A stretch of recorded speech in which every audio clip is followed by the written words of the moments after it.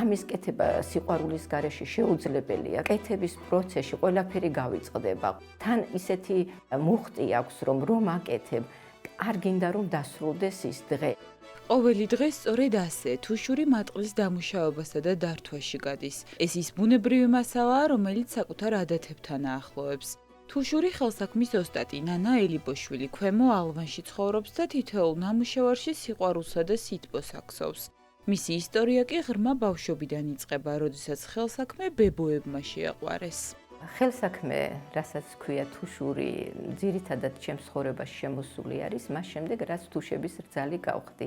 40 წელია იმის შემდეგ გასული. მაგრამ ბავშვობაში, სანამ მე ამ საქმით ვიქნებოდი დაკავებული, ჩემს გვერდზე იყვნენ ჩემი ბებიები. ბებია ჩემი იყო ყოველთვის დაკავებული აი ამ ქსოვით, თელვით, ღებვით. და იცით რა მახსოვს? მეორე ბებია კახელი მატნელი. სოვდა ყოველთვის თეთრი ძაფით და არ მომწონდა მე ის თეთრი ძაფი და მომწონდა თუშიბებუს ჭრელი წინდები, ჭრელი ძაფები, თვითონ ღებავდა რა თქმა უნდა.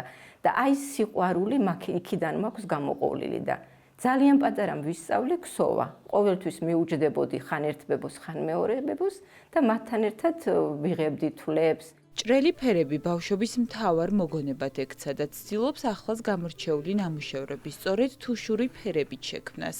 მატყლის შესაღებად კი ბუნებრივ მასალებს იყენებს. ნანა ელიბოშვილის ნამუშევრებში ძირითადად სხვადასხვა თუშური ველური მცენარეა გამოსახული.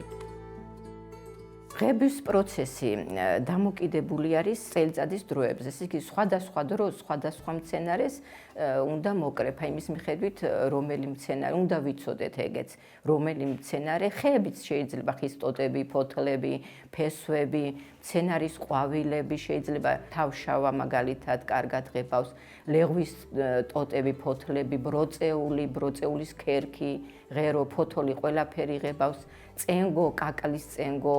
ეს იგი ბევრი საშუალება არის, უბრალოდ უნდა ვიცოდეთ იმათი გამოყენება, დამზადების წესები და მერე უკვე სრულად უნდა მოხდეს აი ამ წყალში, სადაც იღებება ბაწრის შიგვე გამოყვანა, ჩაციებას ვეძახით. ბუნებრივი მასალებისგან შეღებილი მატყლი ნამუშევრებს გამორჩეულ და ავთენტურ ვიზუალს აძლევს. ადრეულ პერიოდში თუშები ძირითადად იმოსებოდნენ თავიანთი გაკეთებული მოქსოვილი, მოთელილი ხარდაგებით, მოთელილი ნაბდებით. წყემსის ნაბადი იყო ერთ-ერთი სახლი, ფაქტურად წყემსის სახლს ევეძახით მას და ესეთ პირობებში ჩვენთვისაც უკვე ძალიან მნიშვნელოვანი გახდა იმ ძველი ტრადიციული ხელსაქმის აღორძინება, შენარჩუნება, მატყლის გამოყენება დავიწყეთ, იმიტომ რომ ჯერეთ ეკოლოგიურად სუფთა არის, მეორეც მოთხოვნადი გახდა.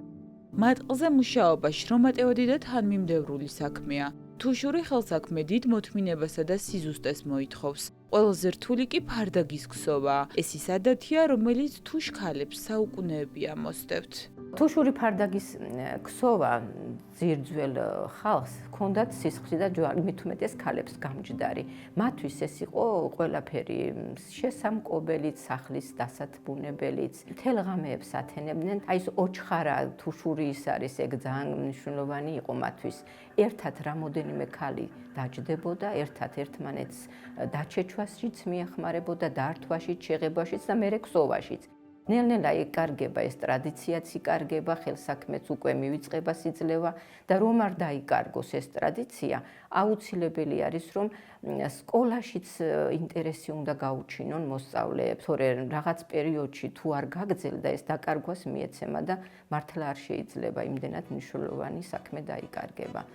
ტრადიცია, რომელიც არ უნდა დაიკარგოს და სიცოცხლე თანამედროვეობაშიც განაგრძოს. ნანა ელიბოშვილი ცდილობს ახალ თაობას ბებიების მიერ ნასწავლი ხელსაქმე შეაყვაროს და ტრადიციული თუშური ნივთების ქსოვა ასწავლოს.